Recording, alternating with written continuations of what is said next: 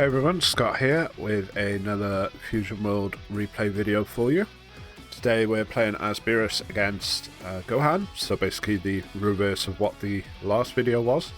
This time we're playing as Beerus. In terms of this opening hand, it's a pretty good keep for us, I think. We've got turn 1 play here, as well as a few good proactive turn 2 plays, and we have something to build towards with the 4-cost Gohan here. So yeah, we'll go ahead and see what happens in this game. So first thing that happens is I make a mistake. It's one that I've only made once or twice playing this game so far, but I think they've both ended up in videos now, which is kind of absent-mindedly forgetting that I'm in the charge phase and picking the card that I want to actually play this turn and kind of dragging it as if I'm going to use it. But because obviously we're still in the charge phase, I end up charging it instead.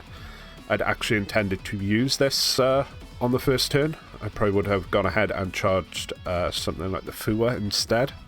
But I wasn't, like I say, I was pretty absent-mindedly just started the game and already made a pretty serious mistake, because it means we miss out on that top 5 search. Could have found something like a super combo that would have been really useful in this game. Instead we end up having to pass the turn doing nothing turn 1, so it's not ideal. Go ahead here and get rid of the arguably less useful of the 2 Whis, in my opinion. Does have more combo power, but the fact that it's just like a one-time use or minus 5k when you play it, I don't think is as useful as the other 1 cost where you can just use it each turn. Yes, so we go ahead, put down the hit just to let us self-awaken and not have to rely on our opponent attacking into us to awaken. And our opponent going ahead and just taking the hit off the hit, but then they combo out of the attack on our leader, which is not something I would do myself. You probably saw in the last video where I was playing as Gohan that I was just taking the crit hits early on. I think it just puts too much pressure on your hand early on to be trying to combo out, especially since the crit leaders have the plus 5k during their own turn. So you do end up having to use, card like the Trunks or the, I don't know where it is at the moment because it's not on the drop, the Paragus that they just use. You have to use these 10k combo power cards from your hand, which is not necessarily something you want to do in early turns. It just limits the amount of plays you're going to have going into your turns. In fairness to my opponent here, they've got quite a few 2-drops in their hand anyway, so they're not too worried about it, I suppose. But yeah, this signals to us that our opponent just does not want to take crit off of our leader, or just crit in general. As a result, that kind of dictates a bit of the way that I end up playing this game. They've shown me that they want to avoid taking these crit hits, so I'm going to do everything that I can to double down and hit them with critical every chance I get, especially if it's going to just end up with them using cards from the hand and then not getting any closer to awakening. If I can keep their hand size low that way, or if they do start taking the crit hits, they're not getting cards to their hand that way. So either way, I'm kind of controlling their hand size a little bit. You will see in the later turns as we get there that our opponent does end up having quite a small hand by the end of the game just because of that. They go ahead and try to get rid of our hit off the board. I decide that I want to try and save this. Just having the reusable self-awakener on the board was better than having the Krillin in my hand to potentially use next turn. That was my thought process for this game. It also sets up a play where we can now attack into their Trunks and try and clear it without comboing anything from our hand, because we'll give it minus 5k when we attack with the hit itself. Go ahead and charge the Roshi, the self-awakener Roshi. We're going to get down to 4 life with the attack of this hit now. In the end, looking back on the way this game turned out, might have been an argument to not have taken so much of my own life with the hit. I end up staying on my leader's front side for a few more turns, even when I do get down to 4 life. I don't awaken immediately because I want to keep the pressure on my opponent with the crit leader. So yeah, if I had not been adding cards from my life to my hand with the hit, I could just rely on my opponent's leader attacking into me to get these cards in hand. That might have changed the outcome of this game a little bit. It's just one of a few things that I've noticed watching this replay back before. A few things I could have done differently. Our opponent goes ahead and tries to save the trunks. Well, I mean, they do save the trunks. Since it lines up pretty well for us to have 3 energy this turn, they've made it clear that they don't like taking the crit hit. I decide to play the Shin so that we can buff up our crit leader and go into their leader. They don't end up using the super combo from my hand to get out of this. They had the potential to get out of it, but I suppose they decided to just take the crit hit in that case, and they also decided not to use any of the cards from their hand to save the trunks. They might have been considering the fact that they were going to be playing this Vegeta and they're going to try and clear the board with the Vegeta, but I'm not going to allow that. I'm going to save the Shin while I can. I know it's pretty clear that the hit is going to be KO'd with the Vegeta's skill, but I don't want him to really kind of 2-for-1 me, or I suppose it's more like a 2-for-2 because I have to discard with the Vegeta's skill, but I don't want him to be able to kind of clear the board just with this one Vegeta, so I decided to save the Shin. This is a situation, again, looking back, if I hadn't been taking so much of my life with the hit, I could have pretty safely taken the hit off my opponent's leader, because I've kind of committed here to staying on the front side, staying as the crit leader. That means obviously defensively it's a lot harder to defend myself. That might have been a reason for my opponent to have gone at my leader with the Vegeta rather than trying to clear my Shin from the board. But as I was playing the game, looking at how small my opponent's hand size was compared to how it can be a lot of the time with Gohan or green decks in general, you can sometimes get quite a large hand this early in the game.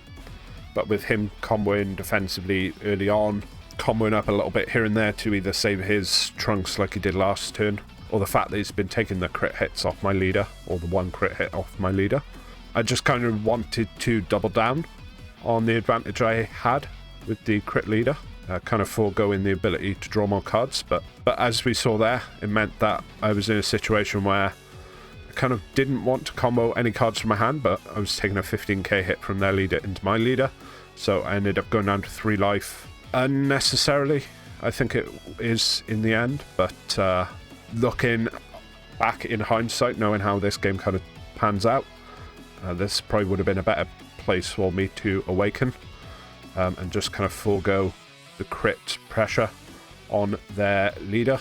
But in the end, I decided to take the hit, and it will come back to bite us in the end, I think. So once we have committed to staying on the front side, there's no point me awakening now. And we'll see that this time they do go ahead and use the super combo to get out of the crit leader swing, so put even more pressure on the hand. Down to only 4 cards in hand. I'm going to be able to clear the board of this Vegeta pretty safely this turn, because I'm going to be able to attack into it with the Shin. If my opponent had comboed some more to try and save the Vegeta, I probably would have awakened there and used the leader skill on the backside, the activate main here, to get rid of the Vegeta. But since they decide to let it go off the Shin, I decided to kind of press my luck a little bit more. The fact that we've got this second super combo in hand, maybe I feel a bit more comfortable staying on the front side. Is only a 15k for my opponent's next turn.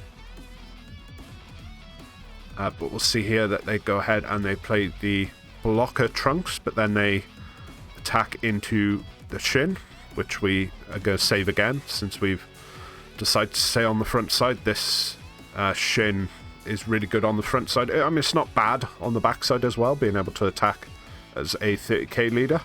But in this situation where we kind of want to be hitting our opponent with crit, being able to attack as 30k crit on the front side is a bit better than awakening and attacking on the backside. So here, this is another point that, looking back on it, I think we should have probably awakened here, or at the very least maybe use this Fua instead. We basically used a super combo to go up to 35k on a 15k attack, and considering how small our hands, I mean both players' hands are, but how small our hand is as well, it's going to lead to a situation where kind of every point of combo power matters. It's going to come down to either when we're going for game against them or they're going for game against us. Having that extra 10k combo power by having a super combo rather than having the Fua might have been more important than I think what I was doing during the game. Is I was just valuing the ability to minus something by 15k with the Fua as being more important than having the extra combo power in hand. But I think with, again, how small our hand kind of is, this I think ended up being a mistake as well. So again, I think any of the things we could have done different here, we could have awakened maybe even last turn so that we didn't go down to 3 life. Or we could have used the Fua here rather than the super combo. I suppose my thought process at the time would have been, well, we've got another super combo in hand, so I don't feel too bad using that one. But we do go ahead here and continue on with the game plan that we kind of had of attacking into our opponent with the crit leader. They end up taking it straight away, and then we go in with the Gohan again. Lets us minus the Trunks down to only 10k. So if we awaken, we can clear it with our leader skill, which is what we end up doing this turn.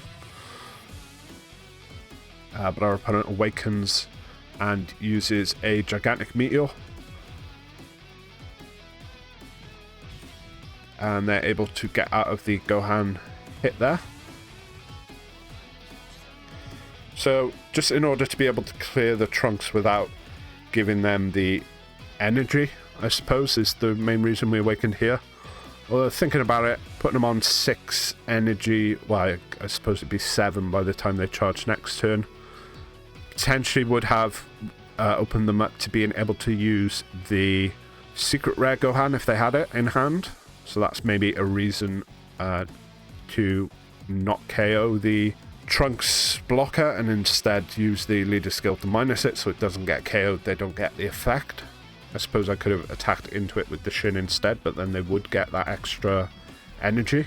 Like, this seems like a decent board for them to have used the Gohan secret rare against to KO both of these guys, so I think we were playing it safe by awakening here, making sure they don't get that energy. The other option would be to just ignore it and not remove it at all, but then they have a 20k body to go into my Shin next turn, which I don't really want.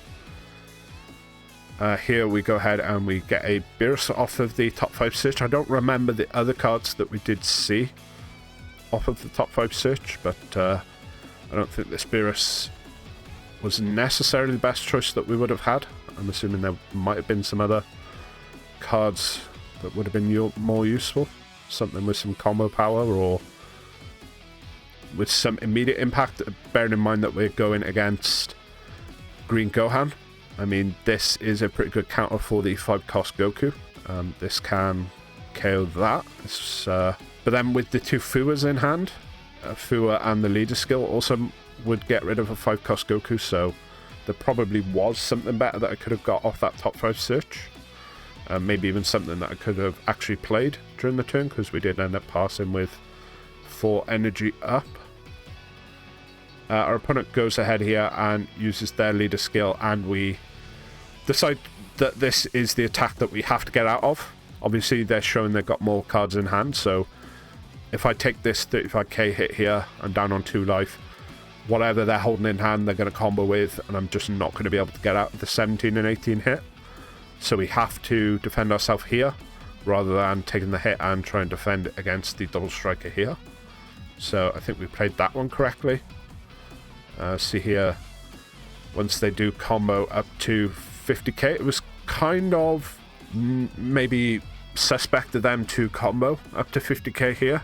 The only thing that really protects against is if these last two cards in my hand were both super combos, I could get out of it, whereas if, say, one had been a super combo, the other had been 10k, I still would have had to take the double strike hit. So I suppose they were hedging against the fact that maybe one of these two cards in my hand might have been another super combo. But yeah, luckily that only puts us onto 1 life here. I'm going to attack our opponent with our leader straight away just to see what they do. Also see what we get off the card that we draw. And our opponent goes ahead and they use the leader skill. It's interesting that they use this now, although looking at what they had in hand, this is, I suppose, no different than using the instant Kamehameha, except it's basically free since it's built into the leader. This was kind of a sign to me when I was playing the game that maybe the cards in their hand were cards with no combo power. It seemed a bit weird. It would have been a bit weird to me that they would use the leader skill to kind of go down on energy if they had combo power in hand. But I suppose they were saving these to see if I was going to play the big double striker, because the double strike Goku obviously is 35k.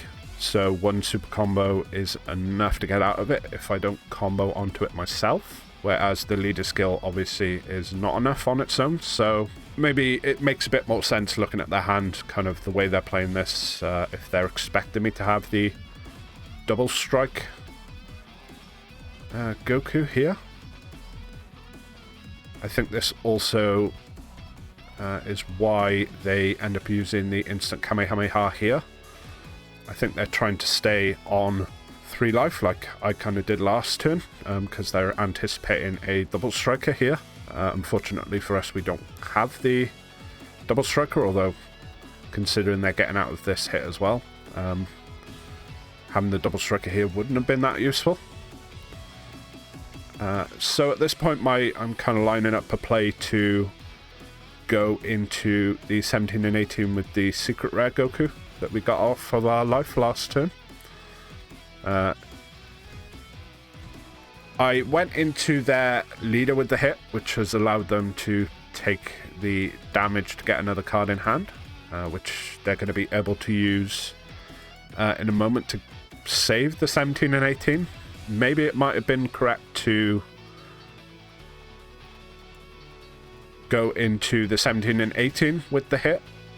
I think it would have been better to go into the 17 and 18 with the hit. I think that would have been the correct choice, actually thinking back on it, because in order for them to save this now, they would have just had the super combos in hand. They would have had to use both. And even if, you know, they took the damage off the hit, even if I had KO'd the 17 and 18 with the Goku here, they would have gone down to 1 life. So it's not like hitting them with the hit would have presented lethal. So I think that would have been the correct choice, is to go into the 17 and 18 with the hit.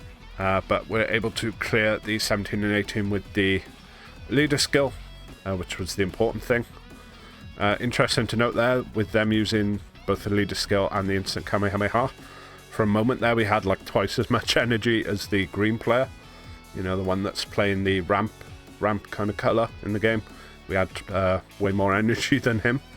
It's a funny thing to note, and I think here we'll see the consequences of some of the kind of poor choices I've made in this game. They kind of fully committed here. They even comboed with a super combo proactively. If we'd still had the super combo ourselves rather than this through here, we could quite easily get out of this attack. As it stands, they're attacking for 50k, and we have exactly 30k combo power in our hand, so this is it for us. We've kind of lost the game by a narrow margin. If, like I say, if we had the super combo in hand, or just even 5k more combo power from somewhere, they're pretty much guaranteed dead next turn once they commit on that attack. We have enough just sitting on our side of the board to basically guarantee get them down to 0 life, especially considering we had the 25k crit guy on board, as well as the, I believe it's the 35k, the secret rare. So yeah, we ended up losing this game. But I thought it was important to not only show the games where I win, but to also show the games kind of where I've lost and where I've made some bad decisions, just so that we can all kind of learn from my mistakes in a way. So yeah, if you like this video, go ahead and let me know in the comments section down below. You can also like and subscribe, doing both of those really helps me out. And be sure to check back on the channel for more of these replay videos.